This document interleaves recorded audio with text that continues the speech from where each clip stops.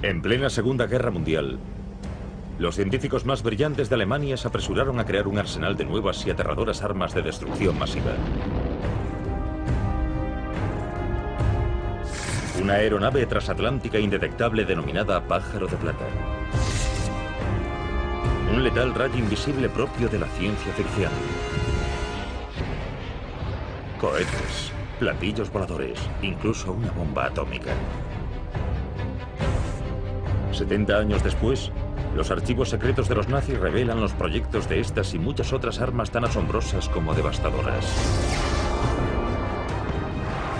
Son el resultado de una misión desesperada: aterrorizar a los Estados Unidos y a sus aliados, ganar la guerra y dominar el mundo durante 1000 años.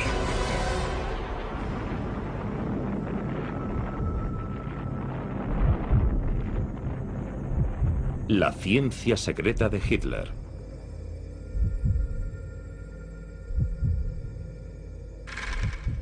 Abril de 1945. La Segunda Guerra Mundial ha terminado y el Tercer Reich ha vencido.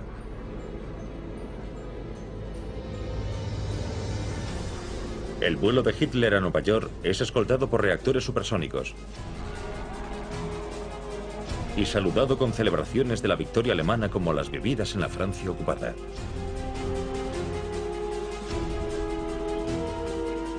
Se celebran fastuosas ceremonias de Estado para subrayar la trascendencia del momento. Hace el saludo nazi desde la Estatua de la Libertad. Nueva York está en ruinas. Solo queda en pie lo suficiente para celebrar un desfile de la victoria por Wall Street.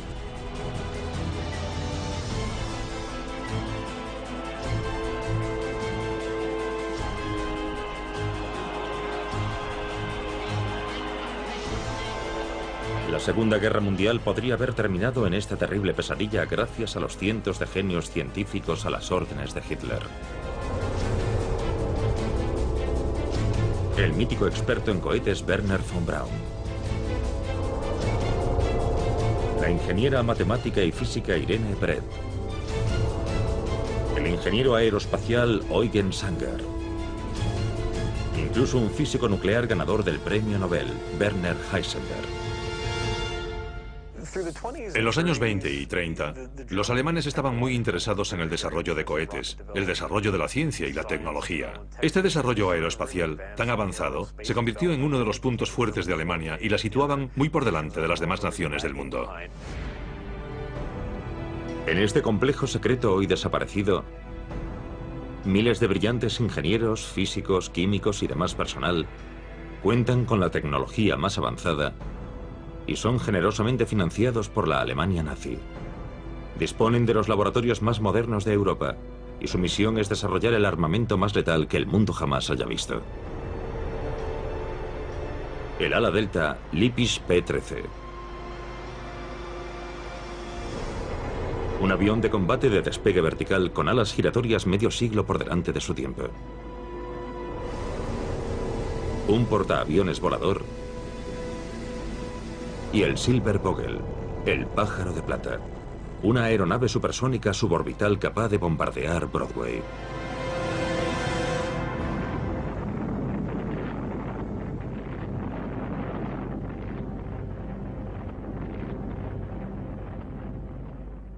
Podrían haber arrasado los Estados Unidos, hundido sus bombarderos en el océano o arrojado varias toneladas de bombas sobre Nueva York. Sin duda carecíamos de defensas antiaéreas capaces de detener un ataque así. El pájaro de plata nunca salió de la mesa de proyectos, pero hoy no podemos sino preguntarnos ¿cómo consiguieron los científicos alemanes situarse a alta distancia de sus enemigos? ¿En qué principios científicos se basaban esas máquinas? ¿Cuán cerca estuvo Adolf Hitler de la victoria gracias a los geniales científicos que trabajaron para los nazis?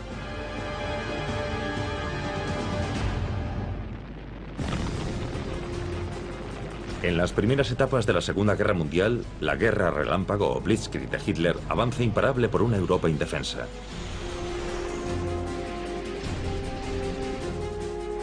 Alemania fue la primera nación moderna en apostar tan firmemente por la ciencia y la tecnología como la vía más rápida para llegar a dominar el mundo.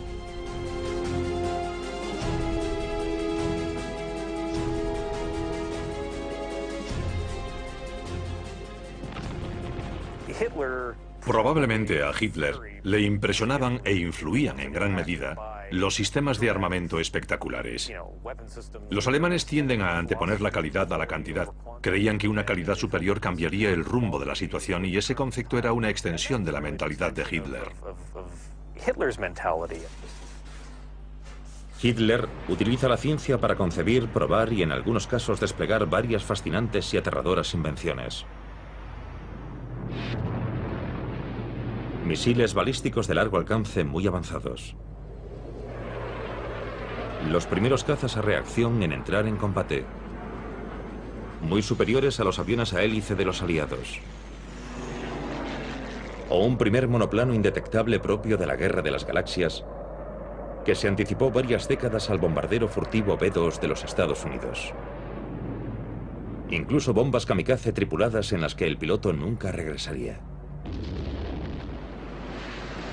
Los aliados no están preparados para algo así.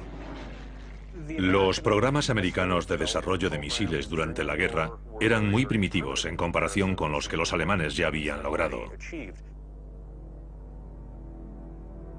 En esta pequeña y remota isla del mar Báltico se encontraba un complejo secreto de laboratorios y campos de aviación.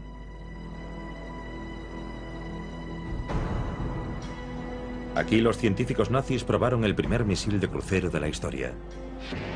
Y solo era una más de las asombrosas armas que se desarrollaban en el superlaboratorio del Báltico. Los nazis escogen el apacible pueblo costero de Peenemünde para desarrollar sus avances científicos más secretos. Y aquí es donde dará comienzo la era de la aviación a reacción y la era espacial. De aquí saldrá su asombroso armamento. Peenemünde se encontraba en el lugar perfecto, pues era una zona muy remota de Alemania. Podían lanzar cohetes hacia el cercano mar Báltico y se aseguraban de que nadie robaba su tecnología y huía con ella hacia Occidente. La existencia de la población satélite de Peenemünde es un secreto de Estado estrictamente controlado y cuenta con futuristas edificios de viviendas para la élite científica. Pero también es un campo de concentración para los prescindibles prisioneros que viven, trabajan y mueren aquí como esclavos.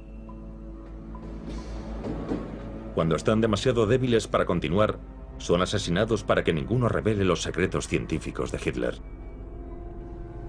Los científicos de Peenemünde no son esclavos, pero su bienestar y el de sus familias dependen de su cooperación con los nazis. Los ingenieros y físicos fueron llevados en trenes secretos a la metrópoli autónoma, que contaba con instalaciones metalúrgicas, centrales eléctricas y zonas de pruebas de armamento. Peenemünde se convierte en el equivalente nazi a las instalaciones estadounidenses de Cabo Cañaveral y Los Álamos. Alemania, 1943. Los aliados dejan caer sobre el país una lluvia de bombas. Pero Adolf Hitler sigue creyendo en la victoria. Los nazis planean construir un arsenal de nuevas y terribles armas de destrucción masiva con una potencia y un alcance que incluso les permitirán atacar los Estados Unidos. Hitler encomienda a su ministro de propaganda guiar al pueblo alemán hacia la victoria y la venganza.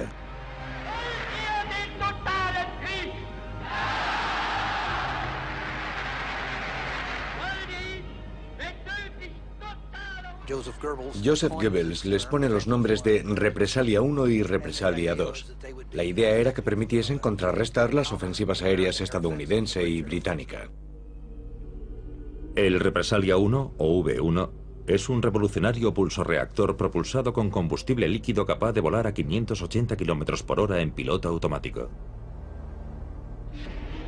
El V-1 entra en acción tras ser lanzado desde una rampa o desde una aeronave en vuelo. Un sofisticado sistema de retroalimentación lo guía hacia su objetivo mediante un girocompás. Al V-1 también se lo conoce como bomba zumbadora, Butz Bomb, por el intenso ruido emitido por su motor a reacción. Un odómetro controla la distancia preprogramada a la que el V-1, según su diseño, debe caer en picado. Pero en sus primeros vuelos, la caída en picado corta el flujo de combustible y apaga el motor. Su repentino silencio se convierte en el aviso de un impacto inminente.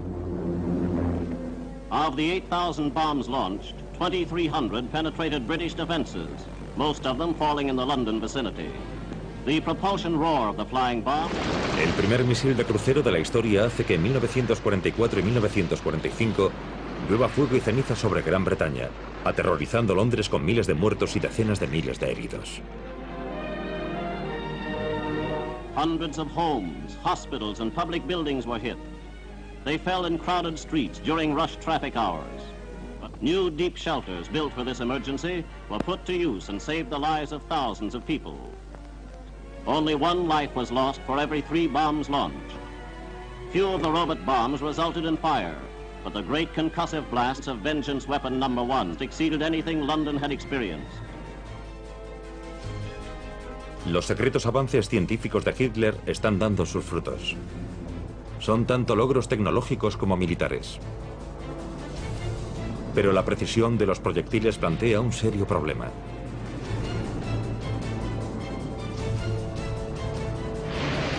Para atacar y destruir bases aliadas con tropas y convoyes, alguien tendría que pilotar la bomba. Mientras Hitler promete a la nación que sus cohetes cambiarán el curso de la guerra, sus ingenieros añaden un asiento para un piloto y unos rudimentarios controles al V-1. Nace así el Reichenberg, el avión kamikaze alemán. Se construyeron cientos de unidades, pero ninguna llegó a entrar en combate. Eran difíciles de pilotar. Un piloto habría aumentado ligeramente su eficacia, pero ni su velocidad, ni su alcance, ni su resistencia, ni su capacidad para alcanzar el objetivo lo convertían en un arma esencial para ganar la guerra.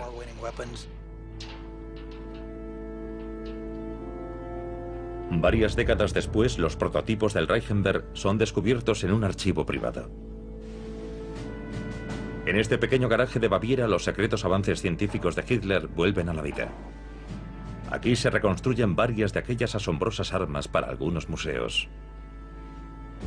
Estos fabricantes de Baviera encuentran soldaduras de calidades muy diferentes, lo que sugiere que algunas fueron hechas por técnicos especializados y otras por exhaustos prisioneros del campo de concentración.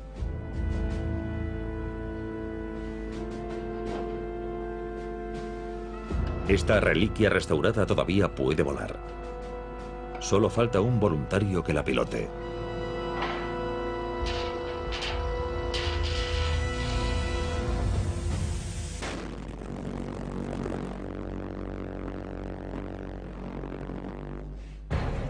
Para los científicos secretos de Hitler, ningún concepto es demasiado innovador y ningún sistema de propulsión o diseño de ala son demasiado extravagantes. Algunos volarán, otros fallarán. Muchos podemos verlos en las guerras del siglo XXI. Y en un extraño giro de la historia, uno de los científicos más brillantes de Hitler sobrevivirá a la caída del Tercer Reich y se convertirá en un héroe americano. 1943. El Partido Nacional Socialista de Alemania anuncia su proyectil V-1, lo que sugiere que planean fabricar también un V-2. Desde la base secreta de los nazis en Peenemünde, los ingenieros inauguran la era espacial gracias a un joven y brillante físico, el doctor Wernher von Braun, y su cohete A4, finalmente llamado V-2. El V-2, el arma de represalia de Wernher von Braun, era un cohete de artillería que podía caer en algún lugar de Inglaterra y matar a algunos ingleses. Pero eso no era lo que realmente le importaba. Quería probar la aerodinámica, la potencia, el empuje, la refrigeración, todo lo necesario para dar un paso más hacia el espacio. Quería ver al hombre en el espacio, era su pasión. Sus conceptos sobre la ingeniería eran lo que lo motivaba. Von Braun dispone de su propio laboratorio y de un equipo de expertos en un momento en que los cohetes son poco más que una afición de niños en los Estados Unidos. Con el tiempo consigue crear el primer misil balístico de largo alcance, el V-2. Un imparable cohete utilizado como arma de represalia. In September of that same year, 1944, the Germans also began their firings of the vastly superior V-2, which was powered by a real liquid fuel engine. Military rockets in a rudimentary form had been used for centuries, but their propulsion was by the use of gunpowder. In this new era, it was the Germans who realized that the liquid fuel rocket could be put to military use, that it could be given impressive range and great destructive power. El interés de los alemanes por el avance de la tecnología cambia por completo la ciencia y la guerra.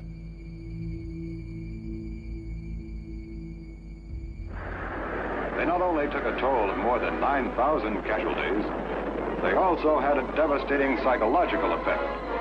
For unlike the buzz bomb, the V-2 fell without warning. It had a speed of 3,300 miles per hour, and it could not be intercepted by fighter aircraft or brought down by anti-aircraft artillery. Según Boeing, a von Braun le interesaba más la ciencia que ganar la guerra. Lo único que le importaba era solucionar problemas de aerodinámica, de control, de combustión, todos los elementos inherentes a un misil balístico, pero no como un arma, sino como un medio para llegar al espacio. Pero desafiar al Führer no es una opción para ningún científico alemán. Y tampoco lo era sugerir defenderse. Los alemanes no lograron desarrollar una faceta que al final decidiría el resultado de la guerra: la tecnología defensiva. Contrariar a los nazis equivalía a tener problemas, así que no se podían producir armas que pareciesen demasiado defensivas porque eso podría indicar que estaban perdiendo la guerra.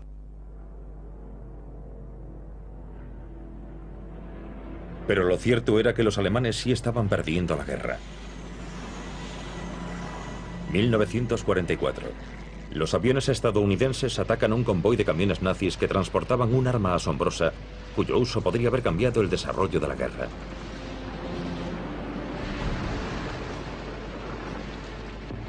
El Typhoon o Tifón, el primer misil defensivo tierra-aire de la historia, fue diseñado por los nazis para intentar derribar más bombarderos aliados. Hacia 1943, Alemania no debería haber concentrado sus recursos en fabricar el V-2 para atacar Gran Bretaña, sino misiles antiaéreos para derribar cualquier bombardero que lo sobrevolase. Podrían haber creado un sistema de defensa aérea conjunto y eficaz.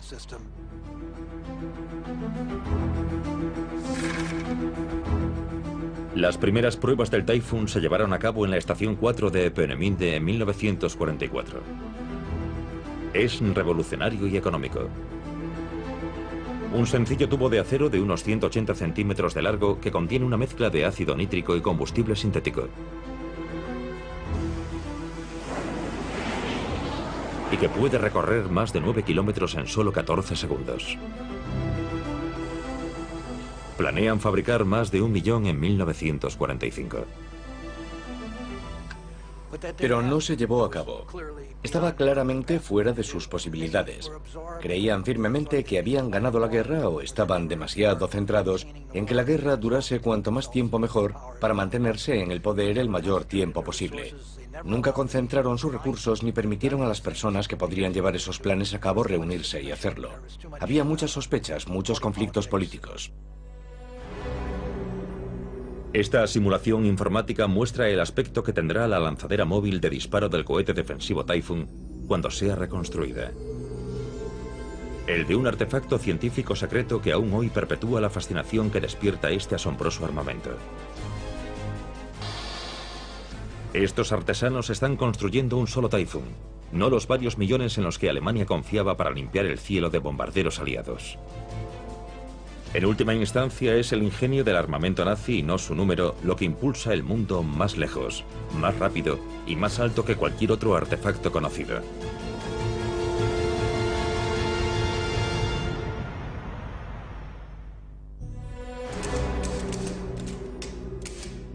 Los archivos secretos de los nazis desvelan máquinas de guerra tan futuristas que resulta difícil creer que fuesen concebidas en la época de nuestros abuelos.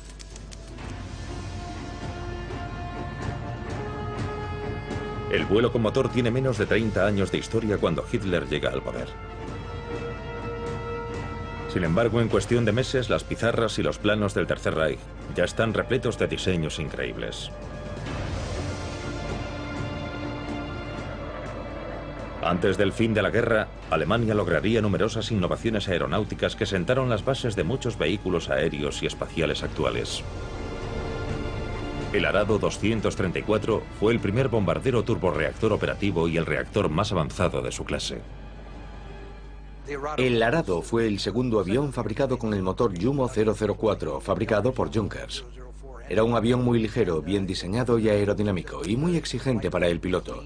Tenía que actuar como bombardero, navegador y artillero, pero era un avión eficaz. Era fácil de pilotar y su mantenimiento era relativamente sencillo. Entraron pocas unidades en combate. Sin embargo, cualquier país se habría sentido orgulloso de contar con un avión así. Incluso antes contaban con los prodigios del doctor Alexander Lippisch, nacido en Múnich, y que en los años 30 había diseñado una serie de ala deltas. Con el tiempo darían lugar al interceptor propulsado por cohete Messerschmitt Me-163 Comet y al más conocido Messerschmitt Me-262, el primer caza a reacción operativo, capaz de superar en 160 km por hora la velocidad de cualquier avión aliado. Está considerada la aeronave alemana más avanzada de entre las que llegaron a entrar en combate. Muchas invenciones las desarrollaron porque se las exigían. Tras la invasión de Francia, los alemanes se encontraron cada vez más confinados en su territorio y comenzaron a pensar en aeronaves de despegue vertical. Querían disponer de cazas propulsados por cohetes que pudiesen ascender verticalmente para atacar los escuadrones estadounidenses, ya que no tenían tiempo para hacerlos despegar del modo convencional. Por ese motivo, los proyectos de los nazis incluyen el reactor rotatorio Focke-Wulf. Cuenta con cohetes de combustible líquido en las puntas de sus 3 alas giratorias y está diseñado para despegar verticalmente y después volar como un avión. Pero según se cree, el arma de despegue vertical más asombrosa de todas está oculta en los hangares secretos de Peenemünde. Un ovni nazi.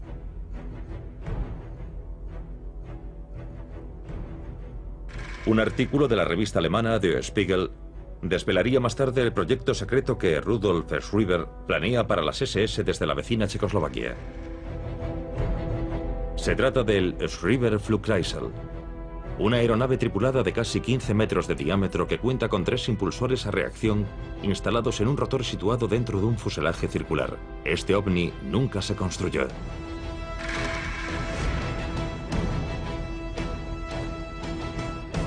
Pero aparecen nuevos indicios de un platillo volante en los bosques y arroyos alpinos de un castillo de la Alta Austria. Se trata de un invento en forma de disco similar a una hélice. Utiliza los principios de la transformación de la materia y el flujo de energía para crear un motor que en vez de combustible funciona gracias a la turbulencia natural creada por un torbellino de agua o aire.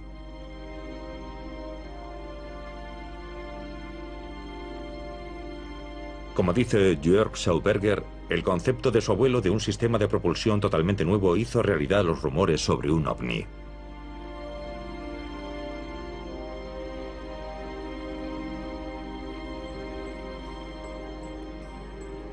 A principios de 1930, Victor Schauberger estudia la capacidad de los peces de nadar contracorriente.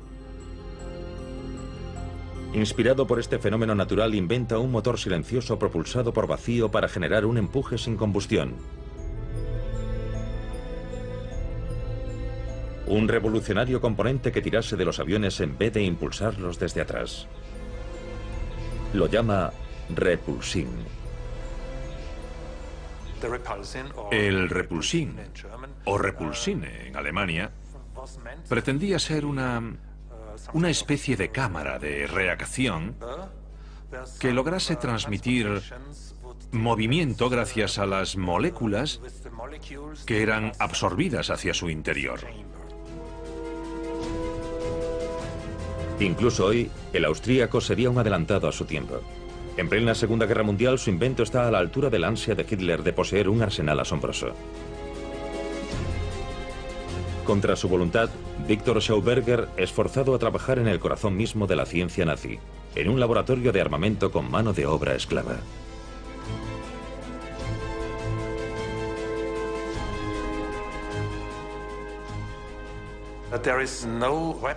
El repulsín no fue concebido como un arma. Su intención era crear un sistema de propulsión y no un arma. Pero nuevos proyectos letales son ideados sin descanso.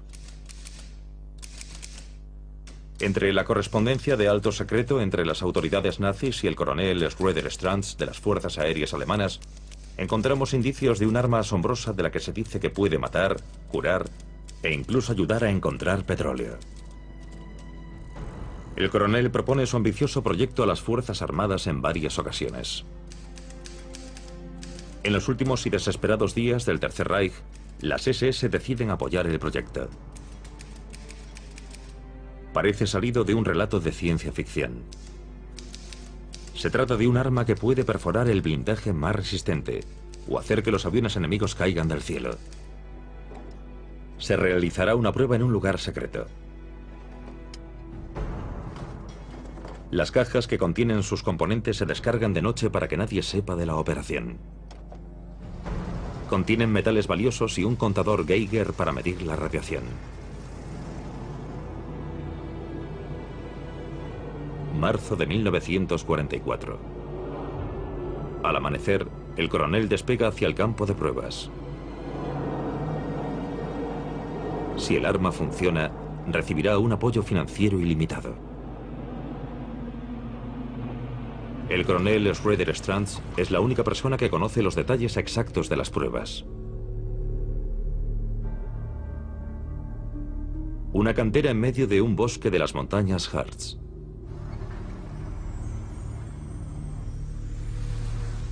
Los documentos secretos no revelan qué aspecto tiene, solo que su extremo frontal, similar a un cañón, dispara un rayo invisible. El coronel Schroeder Stranz ha inventado un haz de rayos X. Utilizando los conocimientos técnicos disponibles en ese momento, podría haber tenido este aspecto. A pesar de la escasez causada por la guerra, los científicos nazis siguen teniendo acceso a metales valiosos e instrumentos de medición muy escasos en ese momento.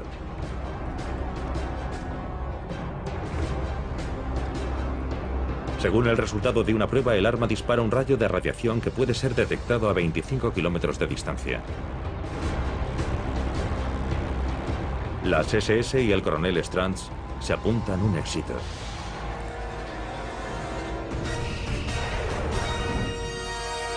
Pero entonces, misteriosamente, el archivo se cierra. La unidad especial es desmantelada en octubre de 1944. Y hasta hoy no se ha encontrado ninguna explicación para ello. La ciencia de Hitler, envuelta en el secreto, desafía las fronteras entre la realidad y la ficción. Pero el Führer tiene claro cuál es su gran reto, el más desesperado y decisivo. ¿Quién sería el primero en construir una bomba atómica?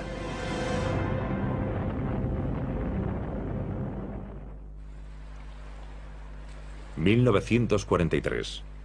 Mientras los científicos continúan trabajando en la ciudad secreta del Báltico, la guerra sigue yendo mal para el Tercer Reich. En el este, el ejército alemán es repelido en Stalingrado. La invasión de Rusia planeada por Hitler se convierte en pánico, masacre y retirada. En el oeste, los pilotos británicos consiguen las primeras imágenes aéreas de las fábricas y los edificios de Peenemünde utilizados para lanzar cohetes. Los bombarderos británicos arrasan el complejo. Su objetivo son los edificios donde viven los científicos e ingenieros de Hitler. Cientos de ellos mueren. Peenemünde nunca se recuperó por completo. Perdieron a su personal clave, científicos y su equipo de investigación. Los proyectos de Peenemünde son trasladados bajo tierra a fortalezas de las montañas y minas remotas a salvo de los ataques aéreos de los aliados.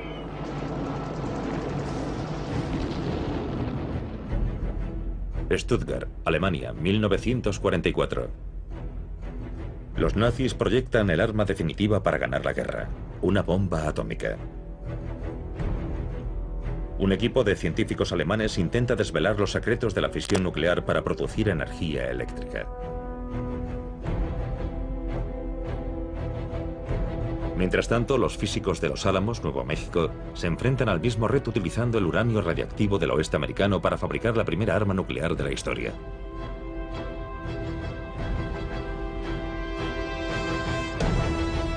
Pero los alemanes cuentan con su propio genio atómico, el premio Nobel Werner Heisenberg,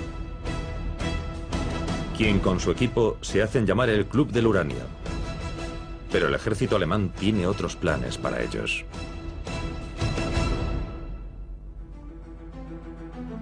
A principios de 1945, ni los militares ni los investigadores estadounidenses saben una palabra sobre la capacidad nuclear de Alemania. Los Estados Unidos crean un proyecto secreto denominado Operación Alsos, para averiguar si los alemanes planean fabricar una bomba atómica.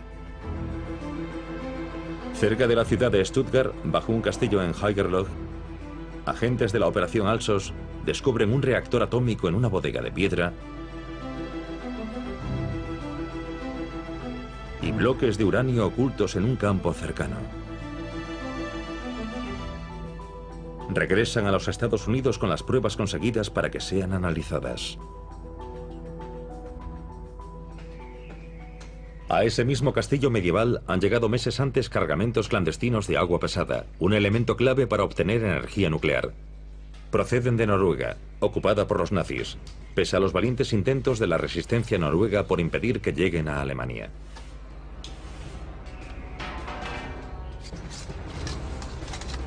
Un código secreto revela la cantidad de deuterio que contiene cada barril transportado. El deuterio, un isótopo del hidrógeno, hace que el agua sea aproximadamente un 10% más pesada. Los nazis planean combinar este envío de agua pesada con los bloques de uranio para iniciar la era nuclear.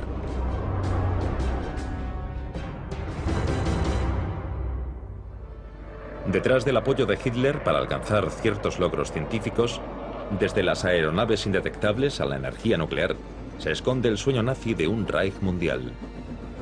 Un imperio alemán que dure 1000 años, con un inmenso sistema ferroviario que conecte los principales centros de poder: Siberia, Moscú, París, Berlín. La capital, Berlín, pasaría entonces a llamarse Germania.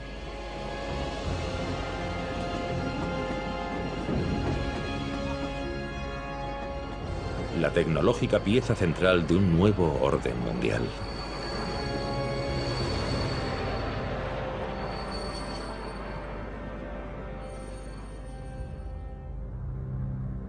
Pero en marzo de 1945 el sueño se va desvaneciendo rápidamente y Hitler está cada vez más desesperado.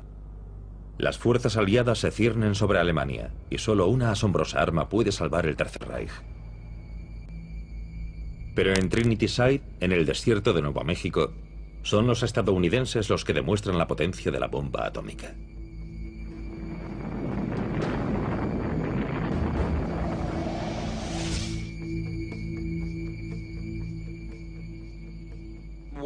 A medida que se acercaba el final de la guerra, lo que más interesaba a los aliados era lo cerca que estaban los alemanes de fabricar la bomba atómica. ¿Hasta dónde habían llegado? Esa era la gran pregunta. Y decidieron reunir en Farm Call, cerca de Cambridge, a los 10 principales científicos atómicos. Sus conclusiones fueron: 1. Era evidente que los alemanes no tenían una bomba atómica. Y 2. Que no tenían la menor idea sobre el funcionamiento de la bomba atómica.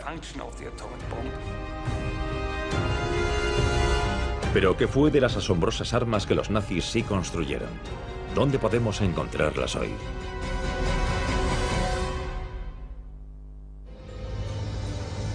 El primer misil de crucero de la historia. El primer misil balístico de largo alcance. El primer misil guiado tierra-aire. Los primeros misiles antibuque. Incluso el primer circuito cerrado de televisión, el primer caza a reacción y el primer bombardero a reacción operativos. Entre los expertos alemanes en aerodinámica había un pequeño grupo de personas con conocimientos muy avanzados y muchos los consideran genios. Innumerables diseños que estaban años por delante de su época, enclaves secretos dedicados por completo a la ciencia, El respaldo del aparato de propaganda, dinero alemán a expuertas y enemigos amedrentados. ¿Cómo pudo fallar el plan de Hitler para desarrollar aquel asombroso armamento? En Alemania prácticamente todo es secreto. Cualquier estudio científico es secreto. Eso hizo más daño a los alemanes que a nosotros. Tenían un sistema de seguridad muy restringido y eso impidió el intercambio de conocimientos propio de una buena comunidad científica. Se volcaron en realizar sus sueños, pero no contaban con los recursos adecuados. Quienes debían tomar decisiones sobre esos recursos no sabían nada de los proyectos, y en el escalafón más alto Hitler tomaba las decisiones sobre muchos asuntos de los que solo tenía una información parcial. Ese secretismo controlado ralentizó de un modo devastador la producción en tiempos de guerra. Los alemanes lograron producir alrededor de 1.300 Me-262, de los cuales 300 llegaron a entrar en combate. En ese momento, nosotros estábamos transportando a Alemania 1.000 bombarderos y 1.000 cazas cada día. El Tercer Reich respalda cientos de invenciones letales, pero para llegar a producirlas y ganar la guerra, tendría que dar prioridad a algunas de esas armas y fabricar varios miles de unidades de cada una. Afortunadamente carecían de los métodos de producción, la gestión y los materiales necesarios. Si Alemania se hubiese centrado en su defensa, escogido de forma más estratégica su munición y aumentado en gran medida la producción de unas armas determinadas, el resultado de la guerra podría haber sido muy diferente. Eso habría dificultado enormemente la invasión de 1944. Probablemente habríamos tenido que aplazarla hasta 1945. E incluso es posible que la guerra hubiese terminado con la primera bomba atómica cayendo sobre Alemania en lugar de Japón.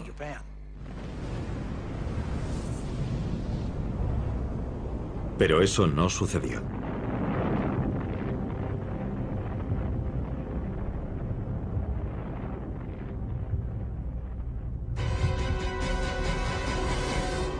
...1945... Finalmente el sueño nazi es destruido por las bombas aliadas.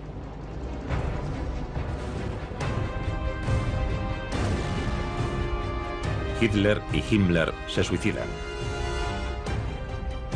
En los juicios de Nuremberg, los nazis se enfrentan a sus propias penas de muerte.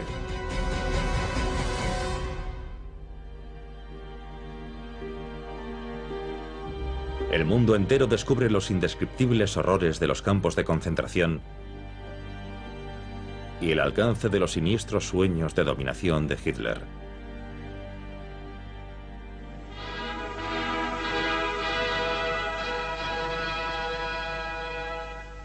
Unos sueños que van mucho más allá de Europa. Los ataques contra los Estados Unidos se remontan a 1939. En este ingenioso noticiario alemán, los nazis concentran abundante fuego aéreo de largo alcance contra los Estados Unidos como parte del proyecto America Bomber.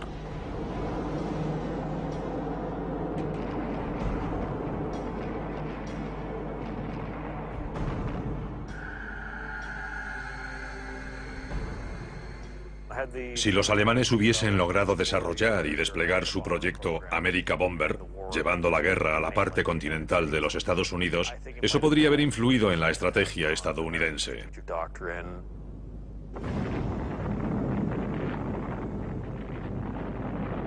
Sobre todo si hubiesen empleado proyectiles nucleares.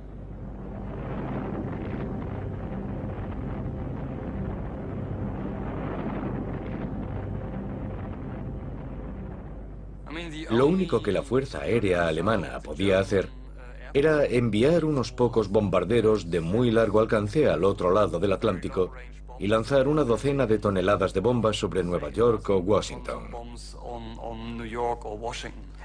Los proyectos Represalia y America Bomber de los alemanes no habrían tenido en absoluto el efecto deseado sin un arma nuclear. Adolf Hitler no llegaría a aterrizar en Nueva York. Pero el director de su programa científico sí cruzaría el Atlántico y cambiaría el curso de la historia.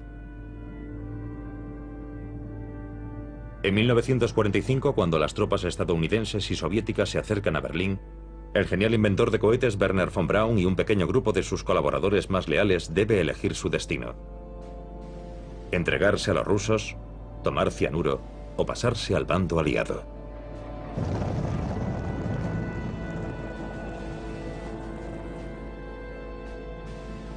eligen ir a los Estados Unidos y von Braun es puesto de inmediato al mando del incipiente programa de misiles del país.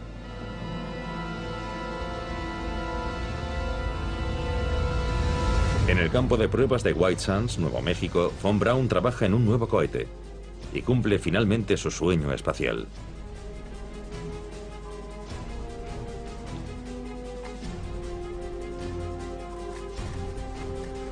Tras escapar de las sombras de Peenemünde, el creador del mortal V2 pasa el resto de su vida sirviendo lealmente a su nuevo país. Gracias a von Braun, los Estados Unidos ganan la carrera espacial y llevan al hombre hasta la Luna. Okay, engine stop.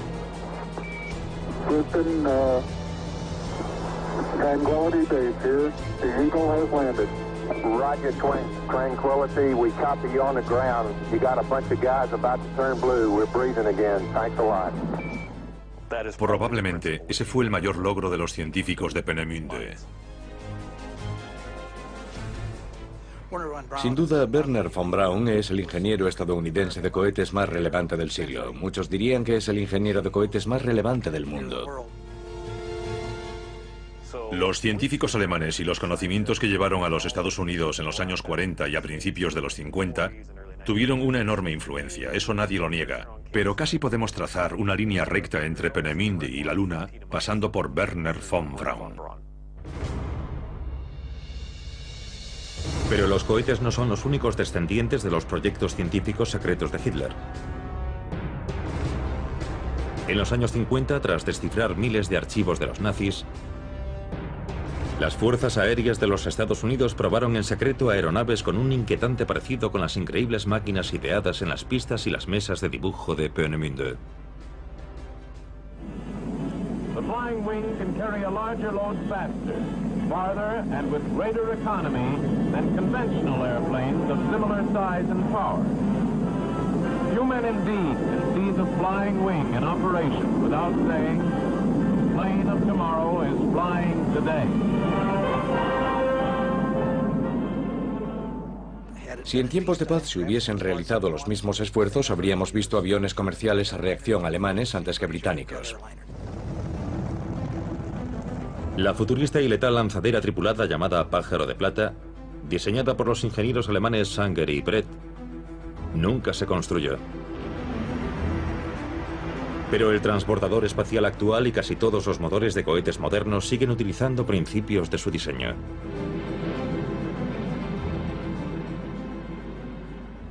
Si analizamos el trabajo de von Braun con el cohete V2 y el tipo de combustibles que utilizó en él, vemos que esos motores fueron utilizados posteriormente en los Estados Unidos por Bell y otros fabricantes. Y podemos ver variaciones mucho más sofisticadas de todo aquello, por ejemplo, en el X-15. Hasta hoy, el avión cohete de gran altitud X-15 mantiene el récord mundial de mayor velocidad jamás alcanzada por una aeronave tripulada y lleva a la humanidad hasta la frontera del espacio exterior en cada uno de sus vuelos.